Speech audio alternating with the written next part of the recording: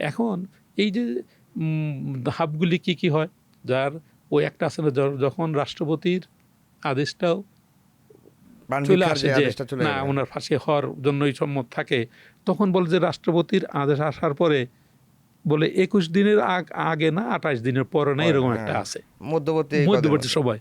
আমি নিজে একজনকে 21 আর 28 এর মধ্যে কিন্তু 3 দিন একটা চেঞ্জ করছিলাম। কারণটা তারাই বলছিল স্যার ফাঁসি তো হয়েই যাবে, আপনাদের মধ্যেই তো আছে, 2টা দিন পরে যদি দেন। তখন আমরা আবার কর্তৃপক্ষকে লিখছিলাম যে আমাদের প্রশাসনিক কাজের জন্য 3 দিন পরে দেওয়া হইলো, এটাও আইনের মধ্যে, প্রশাসন মাইনে নিচে দেওয়া হইলো। আমি ঘটনাগুলি বলতেছি যেই করার জন্য। এখন যখন যার ফাঁসি হবে তখন সাধারণত সেই দিনই বা তার আগের দিনই তার আত্মীয় স্বজনরা কিন্তু জানাই দেয়, তারা আসে দেখা সাক্ষাৎ করে যায়।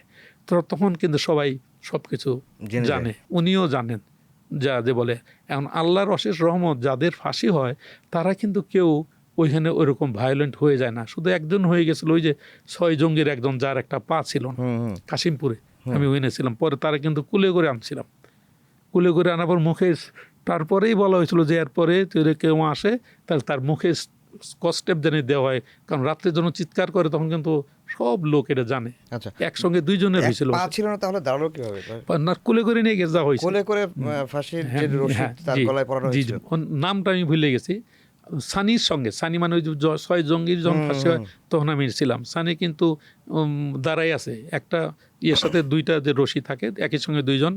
খালি সানি আমাকে বলছিল স্যার আপনি যদি অ্যালাউ করেন আমি কি আমার ড্রেসটা পরে যেতে পারি। আমি তখন ওইটা পরে অ্যালাউ করছিলাম, যে কোনো রকম ওই ড্রেসটা মানে তার লম্বা যে পরে আলখাল্লা টাইপ, ওইটা পরে গেল।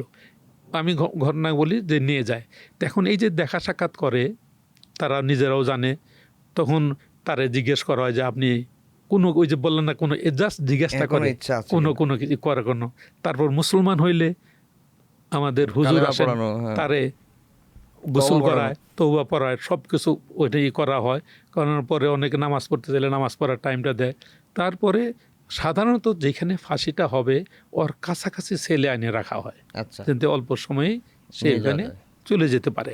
যখন যায় তখনই কিন্তু তারে কালো টুপিটা পরানো হয় এই কারণে যাতে সে উপস্থিত লোকজনের সঙ্গে চিন্তা না পারে, ওইটা না দেখতে পারে। দেখতে পেলে তখন মানুষে আর হাতটা পিছনে বেঁধে রাখা হয়, পাটা ঠিক থাকে। তো হাতটা পিছনে বাঁধা, কালো টুপিটা পরা, ওরে আস্তে আস্তে হাতে নিয়ে যখন ফাঁসির মঞ্চে যায়, ফাঁসির মঞ্চটা হলো একটা পাটাতনের মতো থাকে। পাটাতনের উপরে যখন ওখানে দাঁড়ায় তখন কিন্তু তার পা 2টাও শক্ত করে বাধা দিয়ে করা হয়। গলার যে রশিটা পরানো হয় ওই গিট্টুটা সাধারণত পিছনে দেয়, ম্যানিলা রূপ বলে, ওটা ম্যানিলা থেকে তৈরি করে আনা হয়। একই রূপ দিয়ে বিভিন্ন জনরে ফাঁসি এটা দেওয়া হয়। যখন উপস্থিত কারা থাকে বলে, ওখানে কারা কর্তৃপক্ষ থাকে, ম্যাজিস্ট্রেট থাকে, পুলিশের উপস্থিত লোকজন উপস্থিত থাকে। তার নিরাপত্তার জন্য যাতে কোনো বন্দি ভায়োলেন্ট যদি হয়ে যায় এক্সট্রা কিছু কারারক্ষী মোতায়েন করা হয়। এই যে সিভিল সার্জন থাকে, ডাক্তার যে আসে কারাগারে, ডাক্তার তো থাকে, সিভিল সার্জন ওনারাও থাকেন। কাজেই যখন তারা প্রত্যেকেই কিন্তু এই জিনিসগুলি দেখেন যে সব কিছু নিয়ম মাফিক ওরম হইতেছে কিনা থাকে, তখন উপস্থিত জেলার বা জেল সুপার থাকে, উনি একটা ইশারা করেন সমস্ত কিছু বাধার পরে, হাতে করে কেউ রুমাল ছেড়ে দেয়, কেউ ইশারা করে যে নামাই দিলে এটাই বোঝা যায়। এটা কোনো যাকে যেভাবে বুঝায় ওইটা করে। তখন একটা লিভারের মতো থাকে, এই লিভারটা মানে টান দিলেই ওই পাটাতনের কাঠ 2টা সরে যায়। নিচে যে দাঁড়ায়, পাটাতনের নিচে প্রায় 9 ফুট 10 ফুট একটা গভীর গর্তর মতো আছে। উনি কিন্তু নিচে পড়ে যান। নিচে যখন পড়ে যায় তখন কিন্তু একটা ঝাঁকি লাগে, এই ঝাঁকিতে লাগলেই কিন্তু স্পাইনাল কর্ডটা ভেঙে যায়। মৃত্যুর কারণটাই কিন্তু ওইটা।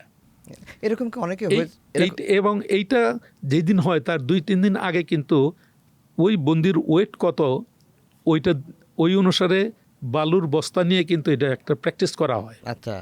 যদি রশির হাইটটা বেশি হয় অনেক সময় গলাটা কিন্তু আলাদা হয়ে যায়। যেটা বাংলা ভাইয়ের ক্ষেত্রে হয়েছিল। বাংলা ভাইয়ের গলাটা কিন্তু আলাদা, ওজন বেশি থাকতে, শরীরের ওজনের সাথে ওয়েটের সাথে ওই রশির দৈর্ঘ্য কতটুকু হবে এটা নির্ভর করে।